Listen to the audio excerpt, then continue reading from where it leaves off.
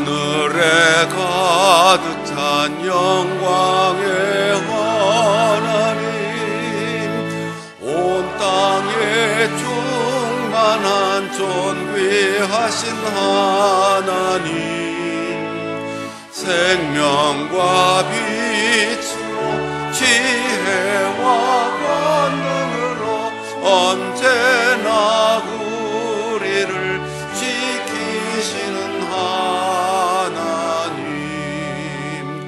성부와 성자와 성령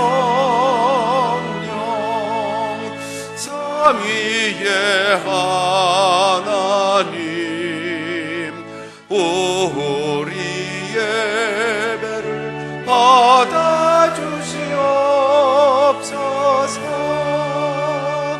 사랑이 넘치는 자비하신 하나님, 은혜가 풍성한 구원의 하나님, 참회의 심령에 평안을 주시옵고 죄악과 허물을 용서하여 주소서. 찬송과 영광과 생명 구원의 하나님,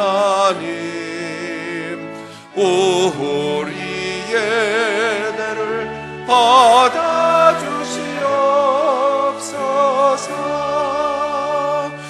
연약한 심령을 굳게 세워주시고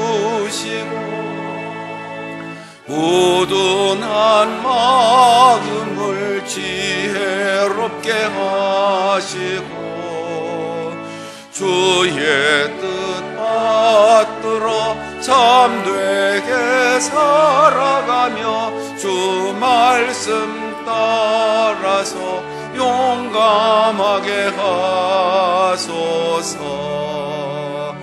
권능과 지혜와 사랑 은혜의 하나님, 우리 예배를 받아주시옵소서.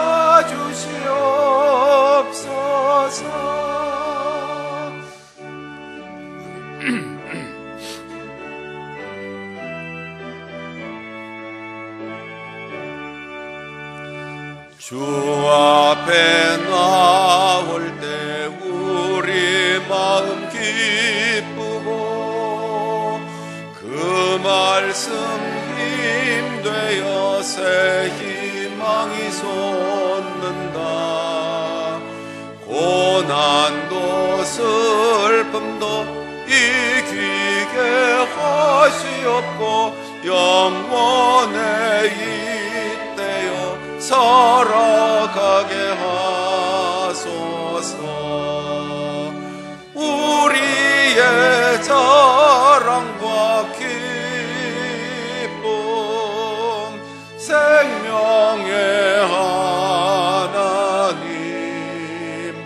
우리 예배를 받아주시옵소서.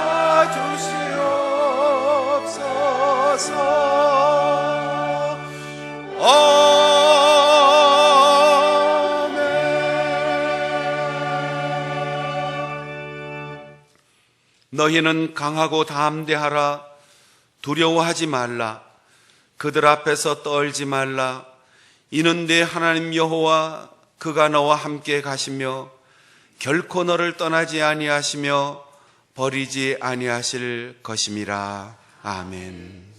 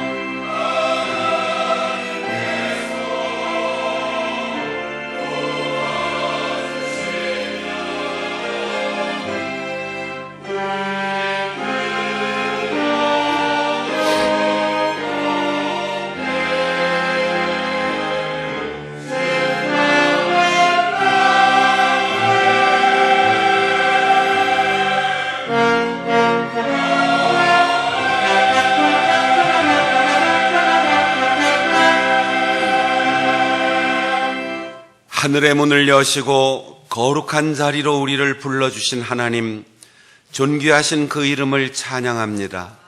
죄악과 허물을 고백하며 회개하는 저희를 예수 그리스도의 보혈로 씻어주심으로 용서받은 기쁨과 구원의 소망으로 충만하게 하옵소서. 마음을 다하여 영과 진리로 드리는 예배를 받으시고 풍성한 하늘의 은혜를 내려 주옵소서. 영원하신 주 예수 그리스도의 이름으로 기원하옵나이다. 아멘.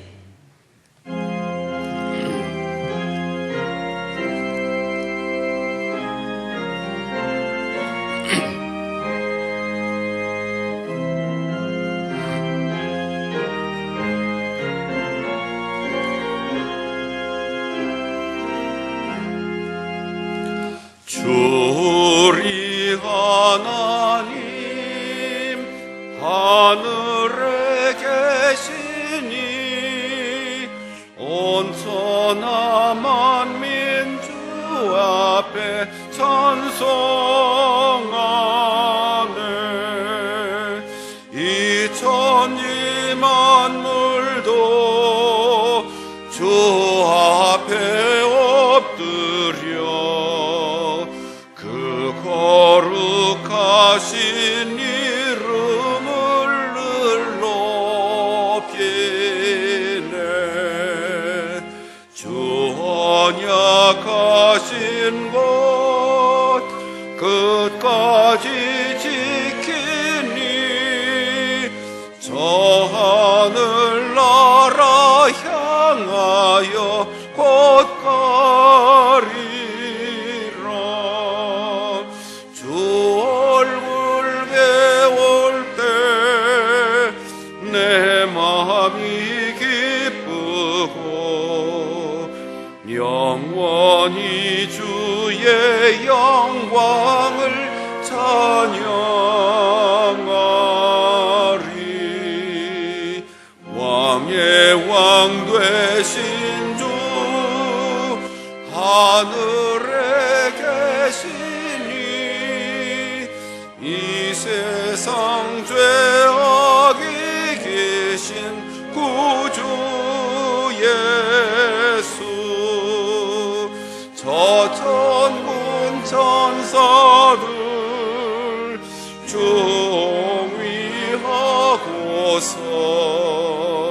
무성도 함께 영원히 늘 섬기네.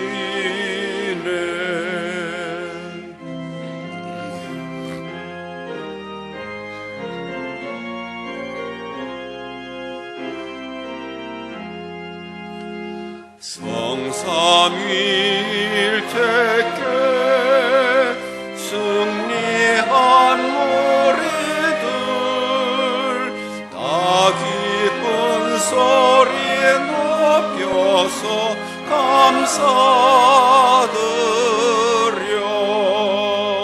창조주 하나님 내 주님 되시니 주 앞에 나도 엎드려 경배하네.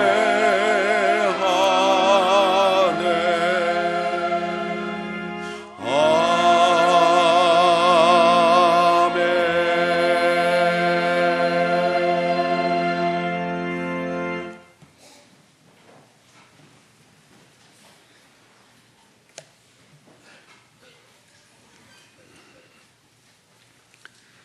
하늘이 하나님의 영광을 선포하고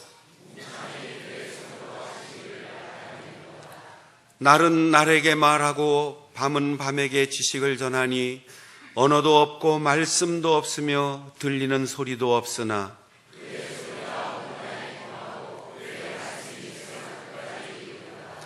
여호와의 율법은 완전하여 영혼을 소성시키며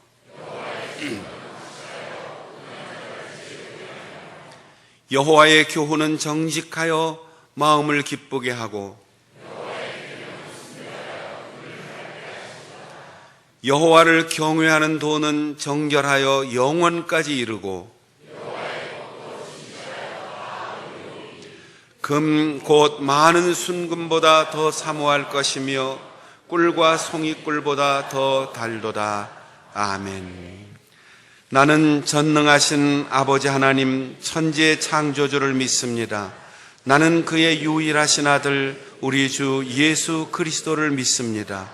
그는 성령으로 잉태되어 동정녀 마리아에게서 나시고 본디오 빌라도에게 고난을 받아 십자가에 못 박혀 죽으시고 장사된 지 사흘 만에 죽은 자 가운데서 다시 살아나셨으며 하늘에 오르시어 전능하신 아버지 하나님 우편에 앉아 계시다가 거기로부터 살아있는 자와 죽은 자를 심판하러 오십니다. 나는 성령을 믿으며 거룩한 공교회와 성도의 교제와 죄를 용서받는 것과 몸의 부활과 영생을 믿습니다. 아멘.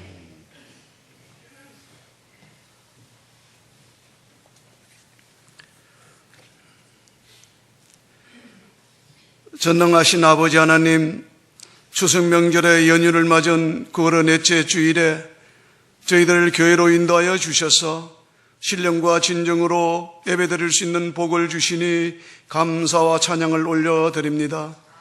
주님 홀로 영광 받으시옵소서. 지난 한 주일 동안에도 돌이켜보면 일상생활에서 주님의 뜻이 아닌 내 생각대로 살면서 하나님 말씀에 순종치 않고 알게 모르게 지은 죄가 너무나도 많음을 자백합니다. 주님 저희들의 잘못을 용서하여 주시옵소서. 항상 저희들이 무슨 일을 하든지 저희의 생각은 주님 앞에 내려놓게 하시고 주님의 뜻에 따를 수 있는 믿음을 허락해 주시옵소서. 사람의 눈이 아닌 하나님의 눈을 두려워할 때에 성결하게 살아갈 수 있음을 믿습니다. 지금 이 시간에도 저희가 다른 어느 곳에 있지 아니하고 예배의 자리에 와 있는 것이 주님의 크신 은혜임을 깨닫고 감사를 드립니다. 우리 교회를 친히 세우신 주님, 이 교회가 70세도를 맞이했습니다. 신앙의 선진들의 의리 담겨진 교회에서 믿음의 전통을 이어받게 하셔서 감사드립니다. 이제는 애끝을 본받으면서 새롭게 변화되는 믿음으로 주님의 사명을 감당케 하시옵소서. 성도들의 몸의 질고와 마음의 상처로 또 서로 간의 관계의 단절로 힘들어할 때에 먼저 다가가서 함께 사랑의 나눔을 실천케 하시옵소서. 목회실과 각 직분자들, 성도들이 협력하여 주님이 기뻐하시는 사랑의 공동체를 이루어가는 성숙한 교회 되기를 기도합니다. 공의로우신 주님, 우리나라 국민의 여러 계층에서 나라를 위한 염려와 걱정, 근심, 불평과 불만, 분열과 다툼이 소리가 끊어질 때가 없습니다. 우리나라를 하나님의 공의로 세워 주시옵소서. 남과 북의 위정자들의 만남에도 하나님의 섭리와 통치가 있는 나라 되게 하시어 하나님의 뜻대로 하시옵기를 간절히 바라고 원하옵나이다.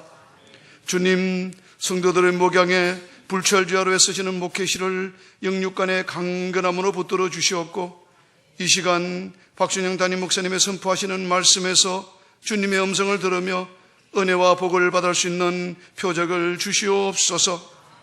주님, 특별히 다음 주일은 교회 창립 기념으로 군주를 잃은 어린 성도들을 위한 기하대책 선교를 계획하고 있습니다. 주님의 은혜로 잘 감당케 하시옵소서. 오늘 예배의 기쁨으로 찬양하는 임마누엘 찬양대의 찬양을 받아 주시옵고 찬양이 주님을 향한 저희들의 신앙 고백이 되게 하시옵소서. 주님, 추석 명절에 우리 성도들을 안전하게 지켜주시옵고 일로하신 어르신들도 강건하게 붙들어 주시기를 간절히 바라오며 이 모든 간구를 우리의 구원자이신 예수 그리스도 이름으로 기도드립니다. 아멘.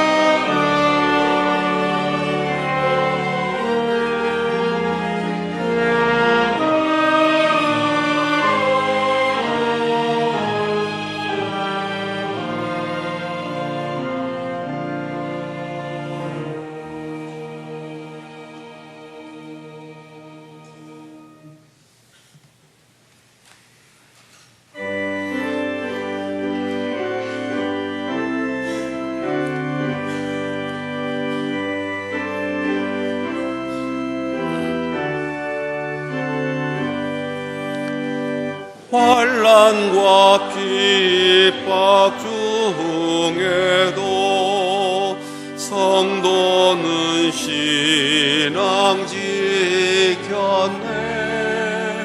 이 신앙 생각할 때에 기쁨이 충만하도다.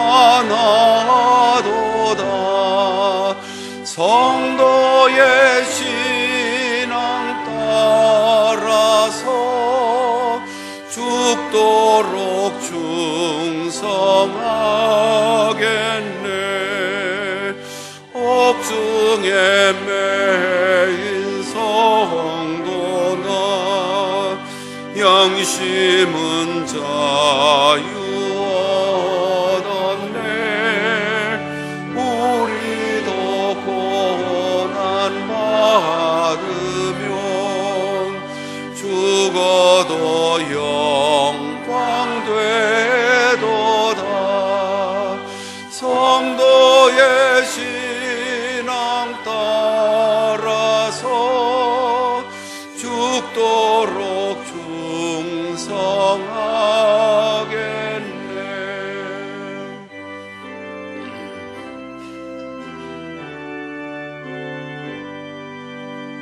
성도의 신앙 본받아 원수도 사랑하겠네. 인자한 언어 행실로 이 신앙 전하리라. 성도의 신앙 따라서 죽도록 충성하겠네.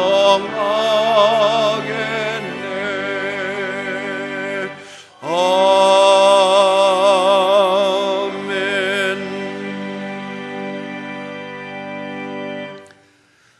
우리를 사랑하사 독생자를 보내주신 하나님, 저희들이 마음을 다하여 이 감사의 예물을 드립니다. 이 예물에 가슴 깊은 곳으로부터 우러나오는 헌신의 열정과 감사의 마음을 담아 싸우니 기쁘게 받아 주옵소서. 11조 헌금과 우리 삶의 다양한 경우마다 감사하여 드립니다. 또 선교, 구제, 장학 사역을 위하여 헌금을 드립니다. 하나님의 나라를 위해 선하게 쓰이도록 이끌어 주옵소서. 하나님께서 맡기신 재물을 내 것이라 하지 않고 하나님의 뜻을 따라 주께 바치는 선한 일에 헌신하는 성도들의 손길에 복을 주셔서 그 손으로 하는 일이 잘 되게 하시고 두 손 모아 기도할 때 응답하여 주시옵소서. 주님의 마음을 담고 주님의 손길로 살아가는 성도들이 되게 하옵소서. 교회의 머리가 되시는 주 예수 그리스도의 이름으로 기도하옵나이다. 아멘.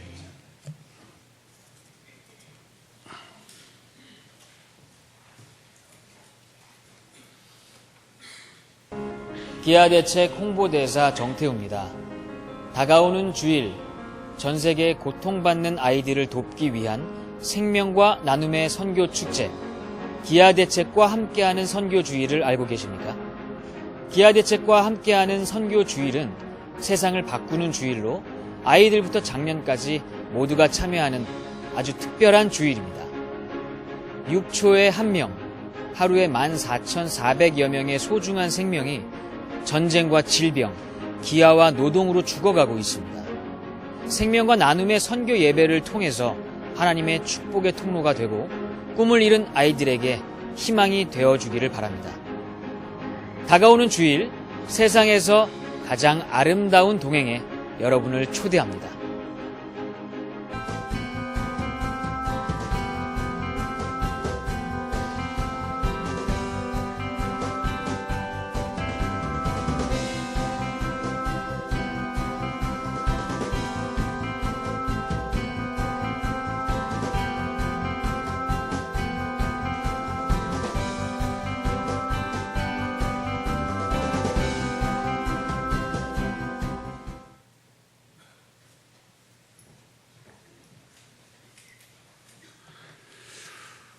추석 명절이 이틀 남았는데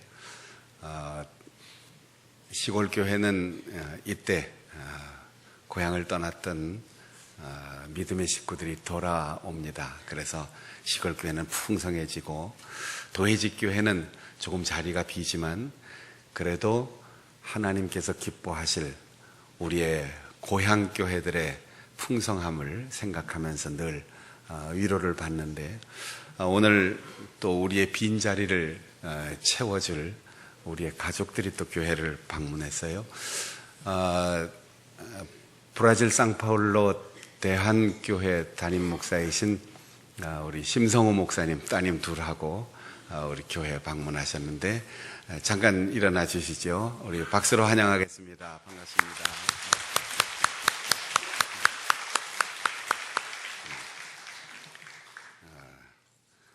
또 오늘 아버지가 대표기도 하는 날인 줄 아시고 우리 따님 박민지 허원 부부 또 우리 장로님의 손녀 아이니와 채민이 한 가족 우리 같이 예배에 참석했는데 우리 아이니 가족 다 일어나세요. 그래요. 아이니 채민이도 박수로 환영하겠습니다.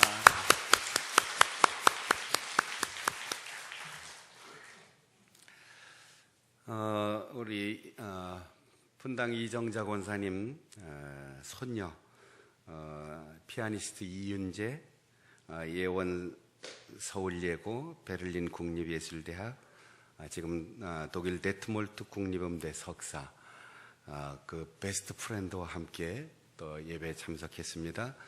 오늘 이 광고 끝나면 특송까지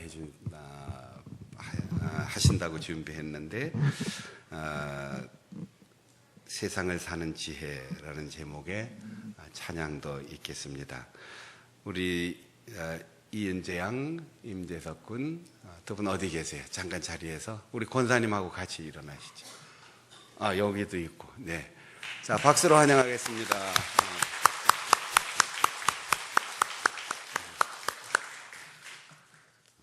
어릴 때 포스터로만 내가 얼굴을 봤는데 오늘 직접 보게 됐네요. 그래요. 자, 박수로 청해서 오늘 찬양 듣겠습니다. 네.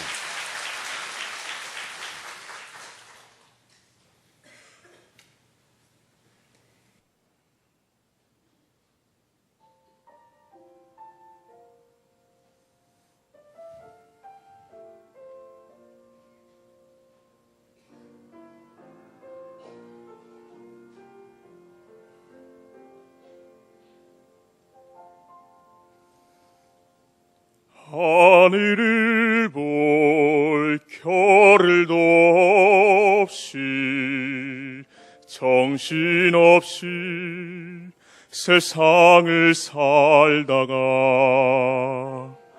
마음의 먹먹함이 내 삶을 짓누를 때 그제서야 주님을 찾습니다. 행복을 느낄 겨를도 없이 분주하게 세상을 살다가 인생의 허무함이 내 삶을 짓누를 때 그제서야 주님을 찾습니다. 오늘도 여전히 주님은 그 자리에서 우리를 끊임없이 돌보시는데 부족한 내 영혼은 아직도 갈 길을 모릅니다. 내게 믿음 주소서, 내 연약한 마음 돌보소서. 한없는 주님의 사랑 알게 하소서. 영원까지 그의 백성 지키시는 우리 하나님 바라보며 살게 하소서.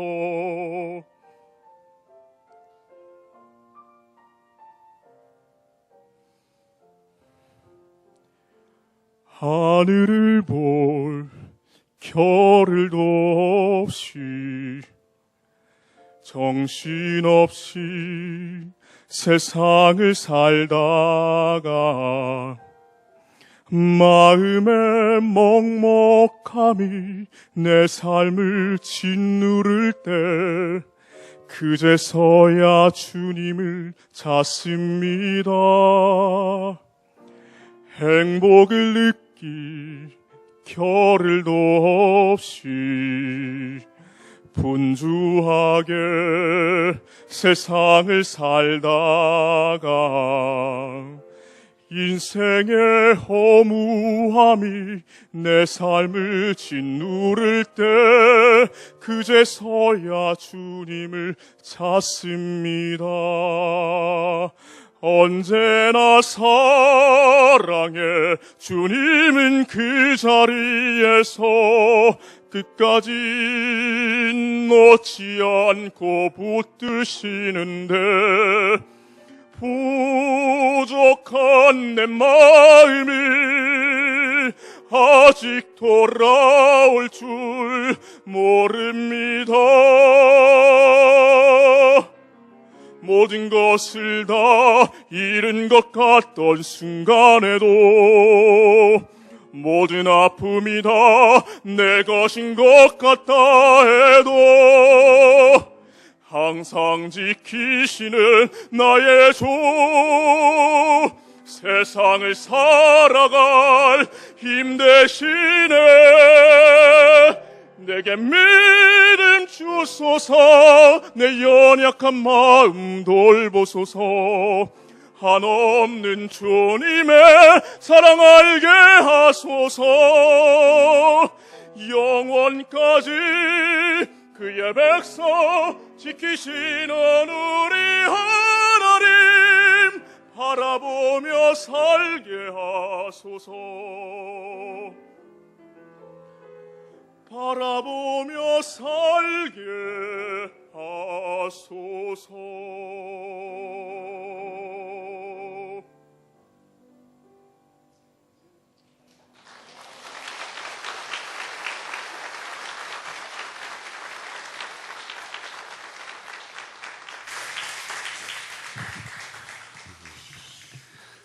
바리톤 임재석 군도 서울대학교 음악대학 또 대학원 그리고 독일 데트몰트 국립음대 석사 이렇게 좋은 찬양으로 하나님 앞에 영광 돌리고 또 명절을 맞은 우리에게도 좋은 선물인 걸로 생각됩니다. 광고 드리겠습니다. 다음 주일에는 국제 기아대책기구와 함께 우리가 참 어렵게 살아가는 우리 이웃 나라의 어린이들을 결연하고 그들을 바르게 성장할 수 있도록 기회를 주는 좋은 결연의 시간이 준비되어 있는데 1, 2, 3, 4 예배 모두 기아대책에서 나온 담당 목사님이 설교를 하실 거고 또 특별히 4부 예배 오후 3시에는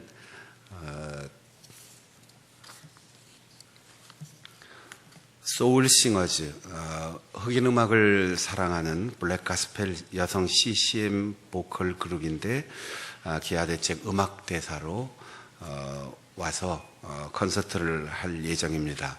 여러분 오후 예배도 청년들과 같이 참석하시면 더 큰 은혜가 될 줄로 믿습니다. 3부 예배 후에 1, 2 권사회 원례회로 또 3, 4 권사회는 한 주 연기해서 다음 주일에 모입니다. 안수집사회 원례회 다음 주일에 모입니다. 오늘 성경 통독 또 이번 주 화요 산상기도회 그리고 수요일 낮 예배는 명절 관계로 따로 모이지 않습니다. 이번 주 금요 심야 기도회 기관 특송 6교구 잠실, 길동, 면목, 서대문, 마포, 응암 1, 2 신촌 구역에 해당되겠습니다. 오늘 교회 식당에 따로 점심 식사 준비하지 않습니다. 명절 감사 예배문 교회 안내대에 있는데 홈페이지에서도 다운받아 사용할 수 있습니다. 명절 아침에 차례 대신 가족들이 즐거운 명절 예배 함께 드리시는데 참고하시기 바랍니다. 또 우리 교단신학교인 서울신학대학교 학부신학과나 또 신학대학원에 진학하기를 원하는 학생들은 우리 당회결의 그다음에 지방회장 추천까지 절차가 있습니다. 그래서 미리 상담하시고 담당 교역자를 통해서 신청하셔서 지원서를 준비해 주시기를 바랍니다. 오늘 우리에게 주시는 하나님의 말씀 신약성경 야고보서 제3장 13절부터 18절까지입니다.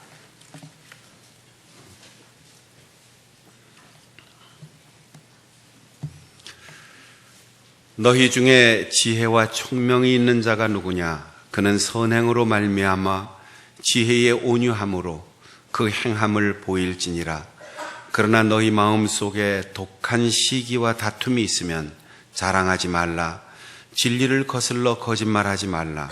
이러한 지혜는 위로부터 내려온 것이 아니요 땅 위의 것이요 정욕의 것이니 귀신의 것이니 시기와 다툼이 있는 곳에는 혼란과 모든 악한 일이 있음이라. 오직 위로부터 난 지혜는 첫째 성결하고 다음에 화평하고 관용하고 양순하며 긍휼과 선한 열매가 가득하고 편견과 거짓이 없나니 화평하게 하는 자들은 화평으로 심어 의의 열매를 거두느니라. 아멘.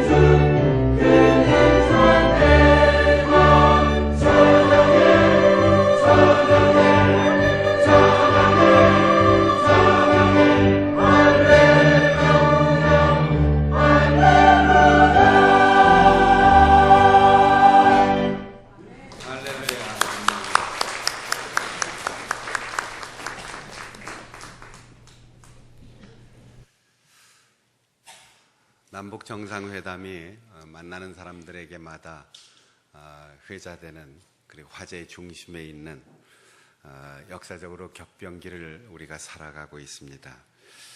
만일 북한의 최고 지도자가 백두산 꼭대기에서 자기를 수행한 수행원들에게 이렇게 물었다고 가정을 한다면, 당신들은 나를 누구라고 생각하느냐?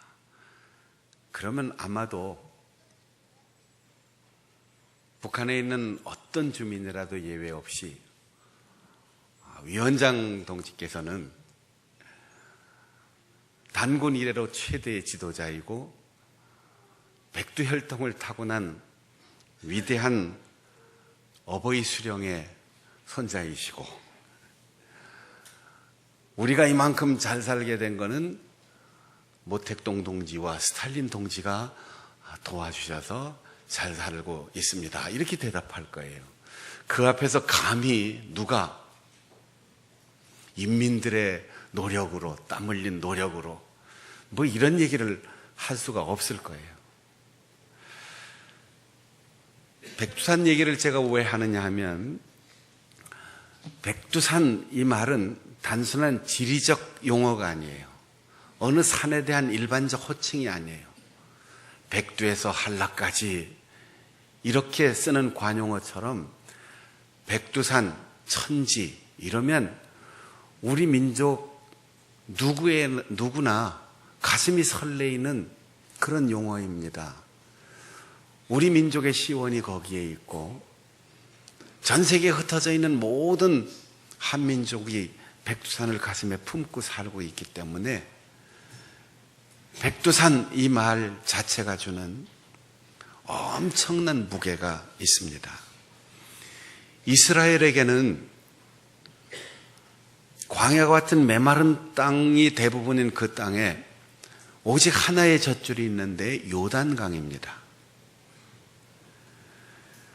갈릴리 호수에서 흘러내리는 물이 하류 요단강을 이루어 사해까지 가고, 그 갈릴리 호수를 이루는 요단강 상류가 헬몬산까지 이어지는데, 헬몬산 나지막한 그 산 맨 아래쪽 남쪽 기슭에서 거대한 바위 동굴이 있고, 거기서 엄청난 양의 물이 솟구쳐 나옵니다.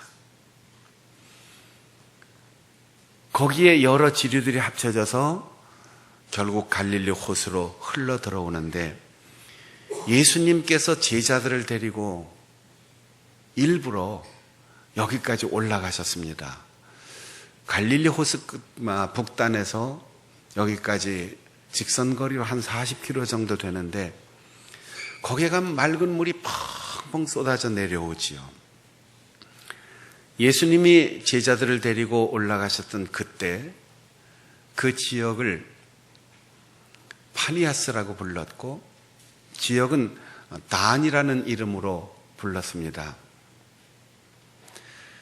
예수님 당시에 빌립보 가이사랴라고 이 지역을 불렀는데, 그 이름은 헤롯 빌립 임금이 로마 황제 가이사에게서 통치권을 부여받은 것을 기념해서 황제에게 헌정한 도시, 이런 의미로 빌립보 가이사랴라고 이름을 지었어요. 황제의 도시, 빌립이 바친 도시. 그리고 그 외곽에 이 물의 근원 수원지가 있는데, 여기에 황제의 신전을 세워놨습니다. 그리고 그 곁에는 물이 흐르게 하고 목축을 하게 하고 사람의 생명을 이어가게 하는 그런 운명을 준 신이 있는데, 그 신의 이름을 판이라고 했습니다. 판신전이 여기에 있었어요. 판이라고 하는 이름은 전 세계로 퍼져나가 그리스 로마 신화가 이르는 곳마다 절대적인 신의 이름으로 불리어졌는데, 남미 쪽으로 가면 길게 엮어진 나무 대롱으로 악기를 연주하는데 팬플룻, 판신에게 바쳐지는 악기의 이름을 여기에 붙여 있는 거예요. 황제의 신전, 통치권자인 헤롯 빌립의 이름, 그리고 반신전이 있는 이스라엘의 젖줄, 거기까지 제자들을 데리고 가서 예수님께서 이렇게 물으셨습니다. 너희는 나를 누구라고 생각하느냐? 이 정도의 지리적 감각과 이해를 가진 이스라엘 사람 누구든 예수님, 여기가 어딘지 아십니까? 황제의 신전이 있는 곳입니다. 우리의 생사권을 쥐고 있는 헤롯 빌립의 통치 영역입니다. 반신의 은덕으로 여기서 물이 솟아나와 이스라엘이 살고 있습니다. 그 틈에 약간 끼일 수 있는 선지자 중에 한 분이 예수님일 것 같습니다. 이렇게 대답할 수밖에 없는 환경이에요. 그런데 베드로가 선생님, 당신은 우리의 모든 것의 주인이십니다.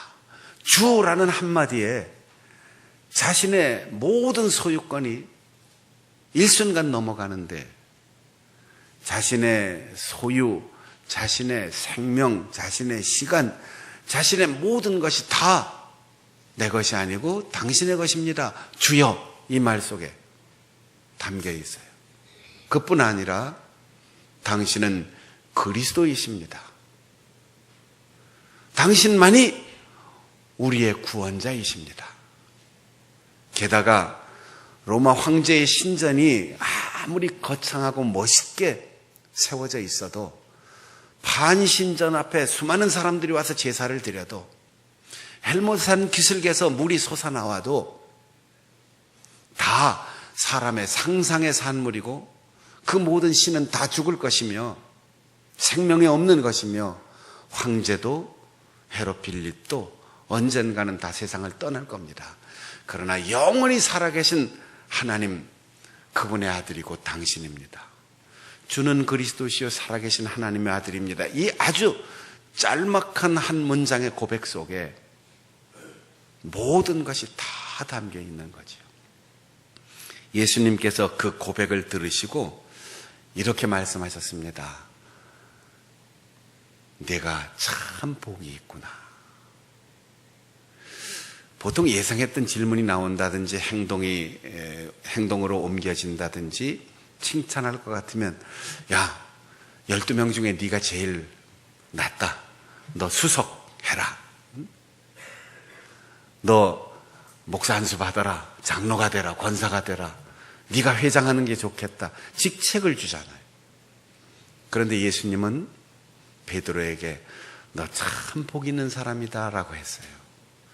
오늘 예배하는 우리 장충단교회 모든 믿음의 식구들, 여러분이 어떤 직업, 어떤 직분, 나이와 성별 아무 관계없이 참 복 있는 사람으로 살아가기를 축복합니다.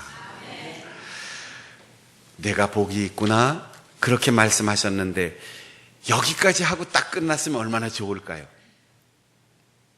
우리나라 옛 전설처럼 그래서 행복하게 잘 살았답니다. 이렇게 끝나면 참 좋을 텐데 예수님은 제자들이 이만큼 성숙했구나. 베드로가 하나님이 주신 은혜로 이렇게 깨달음을 얻었구나. 이제는 내 속에 있는 얘기를 좀 너희들에게 털어놔야 되겠구나. 언젠가는 부모가 자식이 바르게 잘 성장해서 알 만큼 되면 부모의 가슴에 묻어놨던 얘기들을 다 하게 돼 있어요. 어린 아이들에게, 아직도 성숙하지 않은 사람에게 어른들이 하지 못하는 얘기, 가슴에 묻어둔 얘기들이 많이 있어요. 예수님은 이제는 내가 얘기할 때가 됐구나 판단하시고 내가 떠난 다음 나를 대신하여 이 땅에 하나님 나라를 세워갈 교회를 내가 세우겠다. 교회에 대한 설계도를 내놓으셨어요. 그 다음 나는 이제부터 고난을 당할 텐데 억울한 누명을 쓰고 체포되어 골고다의 언덕에 올라가서 십자가에 매달려 죽을 거다. 그러나 사흘 만에 다시 살아날 거다. 이 얘기를 하자마자 베드로가 예수님 어림도 없는 얘기 안 됩니다. 그러면 안 됩니다. 예수님이 왜 고난을 당합니까? 의롭게 살아오신 당신께서 왜 십자가에 죽습니까? 그러면 우리는 어떻게 하라고요? 항변했다고 했어요. 항변이란 말은 윗사람이 아랫사람에게, 그것도 아주 잘못한 사람에게 꾸짖는 나무라다 이 말이에요. 게다가 약간의 폭력을 행사하는 것을 포함하는 거예요. 예수님이 복 있다고 칭찬한 그 깨달음의 끝에 주님께서 비로소 예수님의 계획을 말씀하시는데 베드로는 예수님을 향하여 항변했습니다. 그 길 가시면 안 됩니다. 십자가에서 죽으시면 안 됩니다. 당연히 스승에 대한 외의로서 할 수 있는 말이지요. 사람이라면 죽으러 간다는데 당연히 말려야 되지요. 자신의 필요에 의해서도 우리가 이제 3년도 못 되는 이 짧은 기간 동안 예수님과 만나서 서로 깊은 얘기를 주고받기 시작했는데, 아니 죽으신다니 말이 안 돼. 떠나시면 우린 어떻게 하라고요? 배와 금을 다 버렸는데 어떻게 하라고요? 당연히 할 수 있는 얘기예요. 예수님께서 너가 고백한 그 신앙의 고백은 네가 세상에서 얻은 지식이나 명상의 결과가 아니라 하늘 아버지께서 주신 하늘의 지혜로 깨달은 거다. 그래서 복이 있다. 그런데 하늘의 은혜와 복으로 깨달은 이 지혜를 하나님의 뜻대로 사용하지 않고 주님 앞에 고백한 말은 당신이 구세주이십니다 하면서 구세주가 가는 길 그 방법은 동의할 수 없다는 거죠. 하늘의 은혜로 얻은 깨달음, 그 축복을 땅의 지혜로 실천하겠다는 거예요. 그러니까 예수님께서 사탄아 물러가라. 너는 나를 넘어지게 하는 자로다. 여러분, 우리가 베드로를 나무랄 수가 없어요. 당연한 베드로의 예의와 도덕과 인간적인 정에 의해서 나온 거기 때문이에요. 그러나 예수님께서는 그게 아니다. 아무든지 누구든지 내 길을 따르려면 나처럼 자기를 부정하고 십자가를 지고 나를 따라와야 한다. 하늘의 깨달음을 얻고도 땅의 지혜로 적용한다면 누구든 사탄으로부터 이용을 당할 수 있다. 여러분, 우리가 가정에서, 교회에서, 이 사회에서 살아가면서 아는 건 하늘의 지혜예요. 느끼고 고백하는 것도 하늘의 지혜예요. 그러나 말하는 것, 살아가는 삶은 그거는 성경이고 그건 목사님이나 하는 거고 장로님 정도나 돼야 실천할 수 있는 거고, 세상을 살아가는 것은 지혜로워야지 그렇게 고지식해서는 안 돼, 이렇게 말합니다. 제가 1996년 4월에 전에 있던 교회에 부임을 했는데, 부임해서 첫 대신방을 하면서 우리 교인들에게 주일 낮 예배 때 신방 지침을 몇 가지 얘기를 했습니다. 제가 첫 대신방을 하는데 여러분에게 부탁이 있습니다. 각 구역마다 대신방을 하면 점심 식사를 준비하는데, 이번 첫 신방에는 그동안 원로 목사님이나 또 신방대원들이 갈 때 잘 대접하고 맛있는 음식을 잘 대접했던 장로님이나 부자 신자들의 그 대접을 조금은 양보해 주시고, 한 번도 대접해 본 일이 없는 우리 가난한 신자들이 음식 대접을 해줬으면 좋겠습니다. 부담되지 않도록 내가 뭐든지 다 잘 먹지만 이번 첫 대신방만은 밥 한 그릇에 찌개 하나, 반찬 2개. 그렇게 해서 일식 3찬으로 군대식 밥으로 준비해 주십시오. 꼭 그렇게 부탁합니다. 지금까지 한 번도 대접해보지 못한 가정에서 용기를 내셔서 만일 그것도 준비하기가 좀 부담스러우면 내가 워낙 국수를 좋아하는데 칼국수나 잔치국수나 라면, 김치 하나면 족합니다. 그렇게 해주세요. 이렇게 부탁을 했어요. 그리고 대신방에 나섰는데 어느 권사님 댁에 신방을 했더니 예배 끝나고 목사님 저쪽 방에 상을 차려놨으니까 옮기시지요. 그래서 저쪽 방으로 갔더니 이 끝에서 저 끝까지 긴 상을 쫙 연결해 놓고 완전히 잔치상을 차려놨습니다. 목사님이 말은 그렇게 하지만 우리로서는 어떻게 그렇게 국수 한 그릇 대접하겠느냐 그거죠. 사람으로서는 당연히 생각할 수 있는 생각이에요. 그래서 제가 그날 기도하고 밥 먹으면서 밥 한 숟가락 김치 하나, 밥 한 숟가락 김치 하나, 김치만 먹고 숟가락 놓고 일어났어요. 다 저를 보고 있잖아요. 그리고 다음 신방하는 구역에서 물을 거 아니에요. 어떻게? 광고는 그렇게 했지만 뭐 차려놓으니까 잘 먹더라. 이러면 이제 계속 반찬 가짓수가 늘어날 거 아니에요. 식사 끝난 다음에 우리 권사님 따로 이쪽 방으로 오시라 그래서 권사님 잘 차려놔서 감사하고 잘 먹었습니다. 오늘 김치만 먹었는데 다음에 다시 신방할 기회가 있으면 제가 갈비도 먹고 회도 먹고 다 잘 먹을게요. 그러나 이번 첫 신방은 제가 선포한 대로 살 수 있도록 도와주시는 게 신자의 의무이니까 섭섭해하지 마시고 다음 기회에 또 봅시다. 충분히 이해가 됐겠지요. 잘 알아들었겠지요. 그런데 그 권사님은 1년 동안 내 얼굴 안 쳐다보고 예배 끝나고 나오다가 인사하면 고개 돌리고 나갔어요. 감정이 안 따라오는 거지요. 체면 때문에 제가 거기서 갈비 먹고 회 먹고 찌개 먹고 이랬으면 그 다음도 다 그렇게 될 거 아니에요. 그렇게 다음 주 신방하는데 어느 집사님 댁에 갔더니 예배 마치고 목사님 잠깐만 기다리세요. 그리고 주방에 갔다 오더니 조그만 소반에다가 잔치국수 계란지단 얹어서 김치 하나 딱 해서 소반에 받쳐가지고 나와요. 제가 얼마나 감사한지요. 같이 신방하는 분들 표정을 보니까 목사님이 국수 하란다고 정말 국수를 해? 이런 표정으로 바라보는 거죠.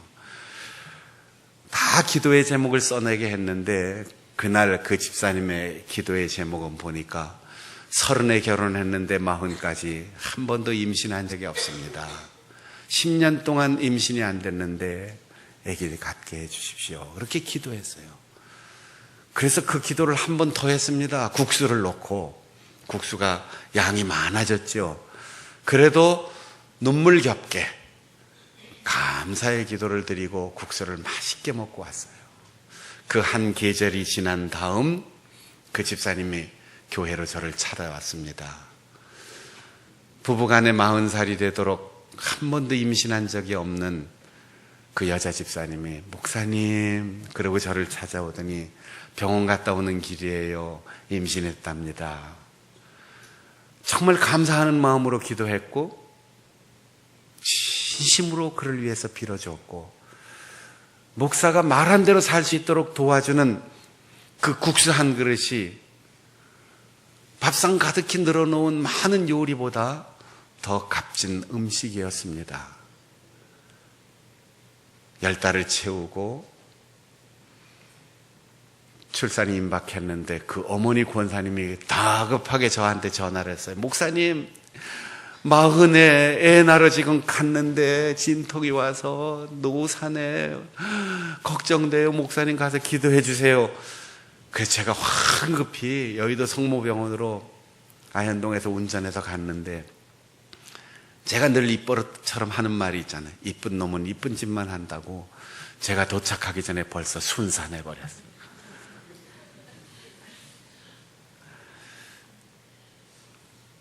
저보고 이름 지어달래서 이름까지 지어줬는데 지금 아마 대학생 정도 돼 있을 거예요. 사람의 지혜는 언제나 상식과 경험과 통계에 의해서 지침이 나와요. 그러나 하나님의 지혜는 전혀 본 바도 들은 바도 없는 지침이 나오게 되어 있어요. 사랑하는 성도 여러분, 우리가 배우고 우리가 경험하고 우리가 가진 뚜렷한 소신은 직장 생활하고 대인관계 할 때 바르게 잘 사용하세요. 상식적으로 살아야 돼요. 교양 있는 사람으로 살아야 돼요. 그러나 하나님이 우리에게 말씀하실 때만은 세상의 지혜가 아닌 하나님의 지혜를 따라야 하는 거죠. 야고보 장로는 초대교회 성도들에게 너희가 정말 지혜가 있다고 생각하느냐? 그렇다면 그 지혜는 하늘에서 온 것이라는 증거를 올바른 행동으로 증명해봐라. 우리는 알고 느끼고 감정이 충만해서 결심하고 고백하는데 그 다음 행동으로 가질 않아요. 행동으로 가질 않아요. 우리가 일제시대 때부터 해방 후 70년 거의 100년 동안 교회마다 뭐라고 기도했지요? 우리가 일제 식민지로부터 벗어나게 해주십시오. 이렇게 기도했는데 이상하게 해방 이후에 우리는 일본 사람들을 굉장히 좋아한 것 같아요. 인류애로 좋아하는 건 좋은데 따라가 자꾸. 그리고 해방 이후에 남북이 하나 되고 통일되게 해주시옵소서 그렇게 기도했는데 교인들은 벽을 점점 두텁게 쌓아요. 남북 정상이 만나서 회담하는데 우리가 기도한 대로 지금 가는 거잖아요. 그런데 의심스러워. 진보 진영에서는 대통령 잘 뽑아서 그런 거지. 아니에요. 대통령을 잘 뽑아서 북한의 지도자가 인격이 너그러워서 이거 아니에요. 우리가 기도했기 때문에 하나님께서 하나님의 때에 쓰는 사람들이 만나는 거예요. 미국 대통령이 너그럽고 중국, 러시아가 잘 도와줘서가 아니에요. 북한의 최고 지도자가 갑자기 생각이 바뀐 것도 아니에요. 여전히 의심스럽고 여전히 우리는 불안하지만 우리는 사람을 보지 않고 하나님이 하시는 일을 보는 거죠. 우리가 기도했는데 기도하는 대로 되는데 우리 속에 의심이 있고 불안한 이유는 세상에서 오는 경험, 전쟁을 경험했던 그 피비린내는 아픔, 지난날 속았던 수많은 경험, 그게 우리를 불안하게 하는 거죠. 그때 우리는 하나님 앞에 기도한 것이 이루어진다. 어느 교회에서 전교인 야유회를 간다고 광고하고 계속해서 매주마다 그날을 향해서 준비해 가는데 계속 비가 오는 거예요. 목사님이 그래도 우리 교인들이 가는 그날은 비가 안 올 걸로 믿고 그날 갑니다. 이렇게 광고를 했는데 당일날 아침에 비가 부슬부슬 오니까 목사님도 우산 들고 가고 장로님도 우산 들고 가고 비 안 올 거라고 그렇게 기도했는데 주일학교 아이들만 우산 안 가져왔다는 거예요. 상식과 판단은 세상에서 소중히 사용할 우리의 기준이지만 하나님의 일에는 기도한 것이 우리의 기준이 되어야 해요.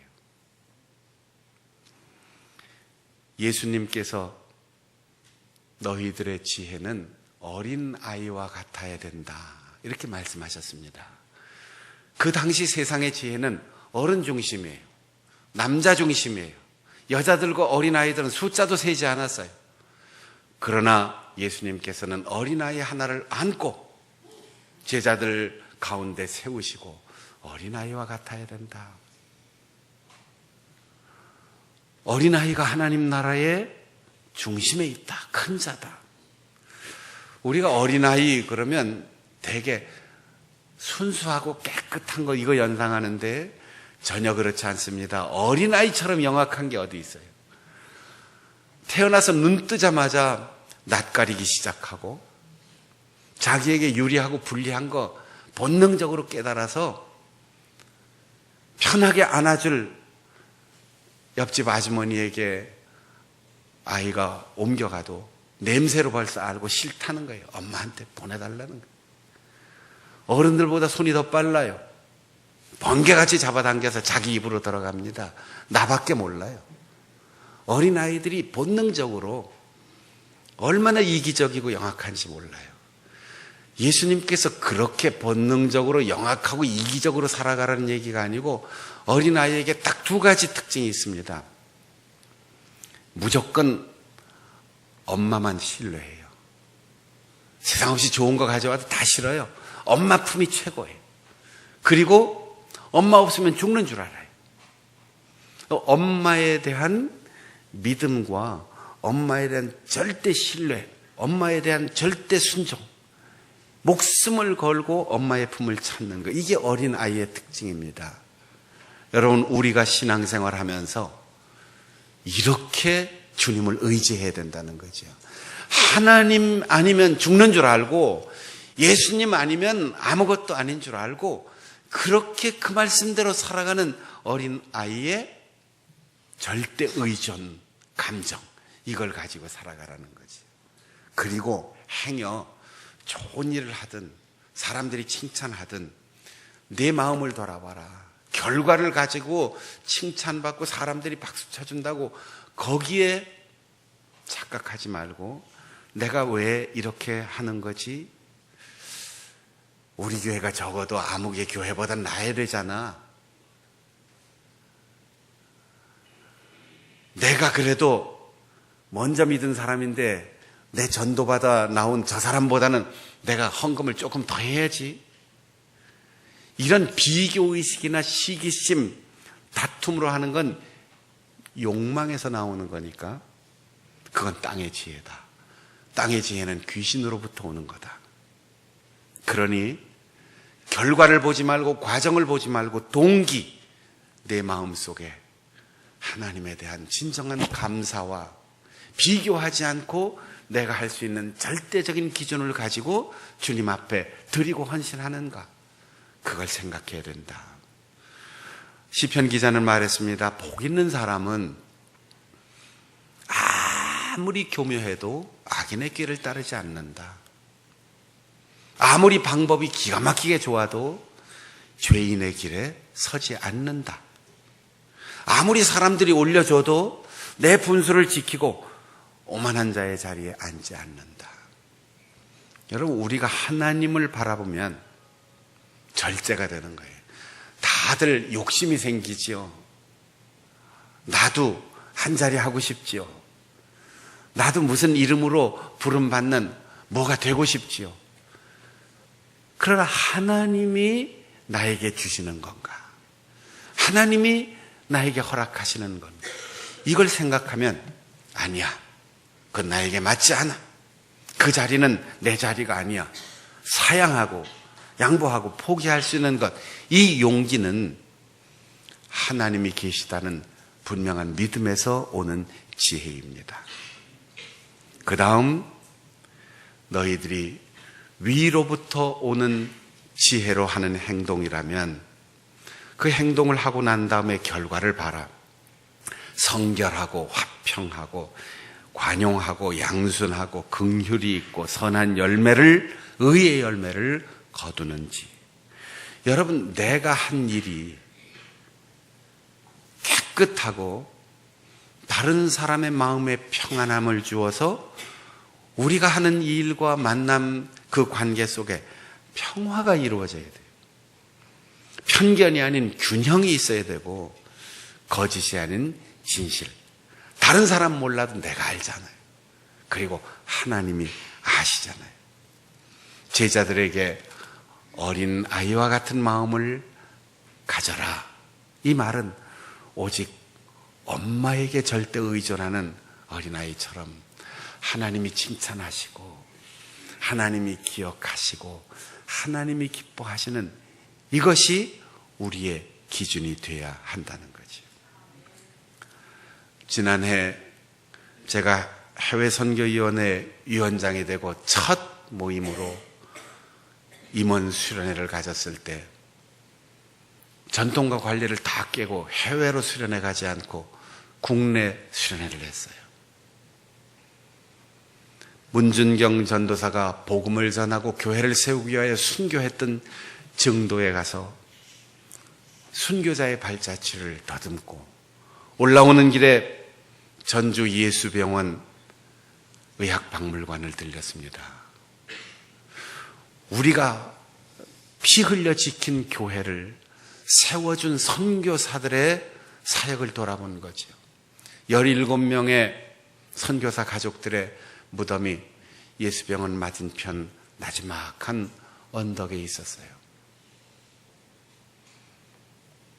의사로서 간호사로서 다시는 고국으로 돌아갈 수 없는 이 어두운 땅 조선조 마렵에 이 땅에 와서 그것도 평양이나 경성이 아닌 전주에 가서 병자들과 함께 살고 그들을 치료하느라고 풍토병에 30대 젊은 나이에 세상을 떠났고 그 선교사 가정의 아이들은 태어난 날과 죽은 날이 같은 아이들이 있었어요. 그리고 100평도 안 되는 조그만 박물관에 120여 점의 유물들을 돌아보는 가운데 우리는 기도하면서 펑펑 울었어요. 미국에서 의사로 살았으면 얼마나 부유하게 잘 살았을까. 서울이나 평양에 있었으면 얼마나 대우받으면서 살아갔을까. 척박한 그 땅에 가서 병원을 세우고 교회를 세우면서 짧은 인생 헌신했는데 그들이 이 땅에 세워진 교회를 우리는 순교의 피로 지켰습니다. 일제의 압박 속에서 지켰고 공산주의자들의 박해에서 우리의 교회를 지켰습니다. 선교의 역사와 순교의 역사가 다른 것이 아님을 확인하며 울며 돌아왔습니다.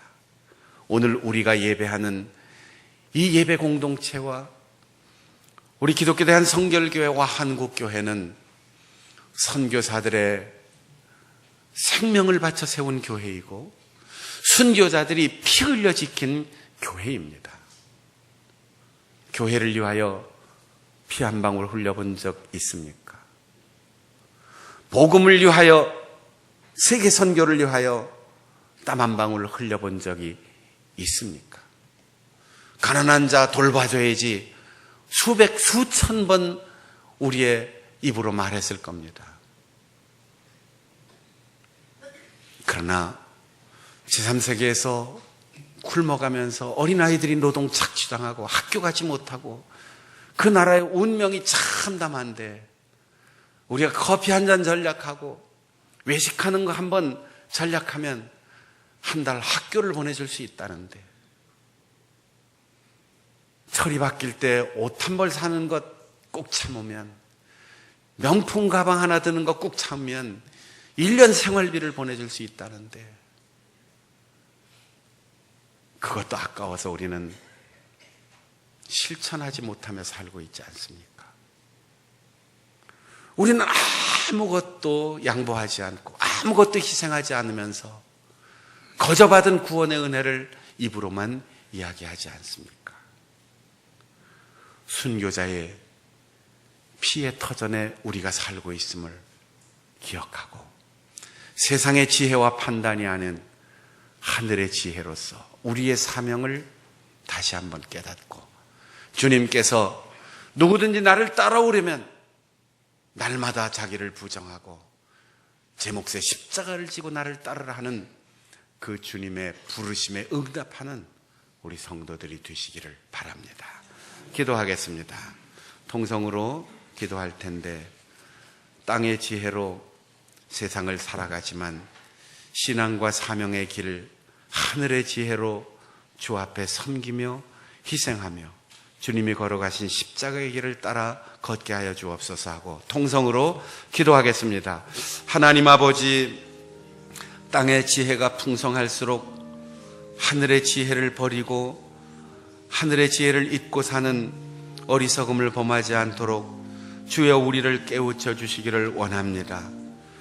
죽을 수밖에 없는 우리, 값없이 주님이 십자가에서 흘리신 피의 공로로 구원받았는데, 우리는 복음을 위하여, 교회를 위하여, 복음 전도를 위하여, 이웃을 위하여 피 한 방울 흘린 적이 없고 늘 말하고 생각만 하며 인색하게 살아왔음을 고백합니다.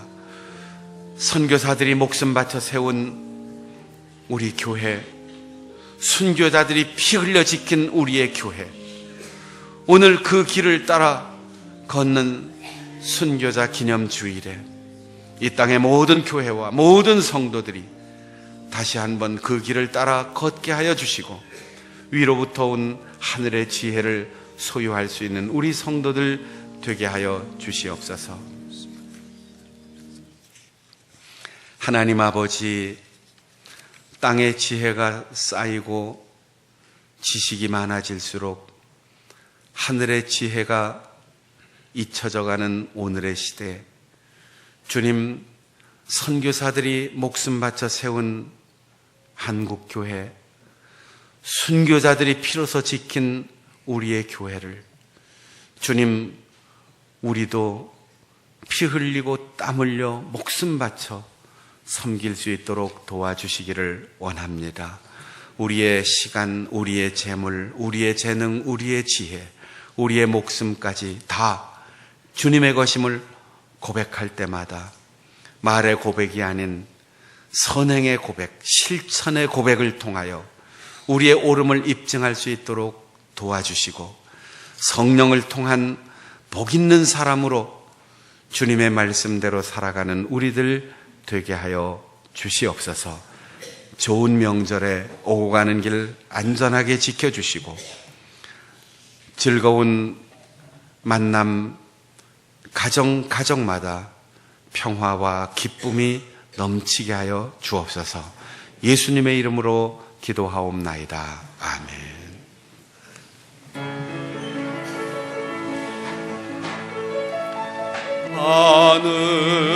하늘에 계신 아버지, 이름 거룩하사 주님 나라 임하시고 뜻이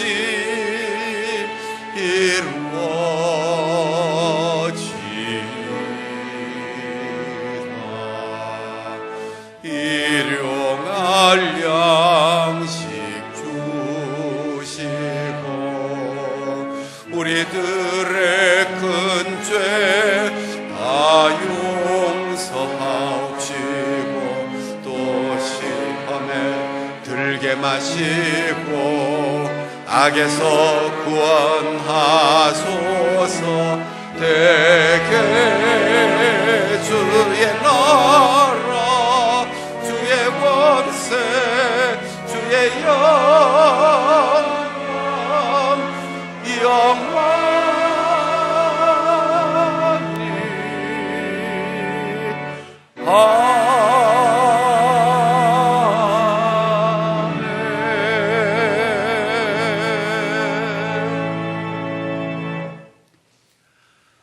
우리를 위하여 십자가에서 죽으시고 부활하신 주 예수 그리스도의 은혜와 한 분 독생자를 아낌없이 보내주신 아버지 하나님의 그 크신 사랑과 알고 믿고 깨닫고 결심하여 그렇게 살도록 용기 주시는 보혜사 성령의 교통하심이 하늘의 지혜로 바른 것을 분별하여 먼저 십자가를 지고 걸어가신 주님의 뒤를 끝까지 바르게 잘 걸어가며 순교자의 영성을 소유하여 피로 지킨 이 교회를 우리들도 목숨 다하여 세우고 지키기를 다짐하는 모든 성도들의 삶 가운데 명절에 오고 가는 길, 그리고 매일 만나는 아름다운 식탁 속에 늘 함께 하시기를 간절히 축원하옵나이다. 아멘.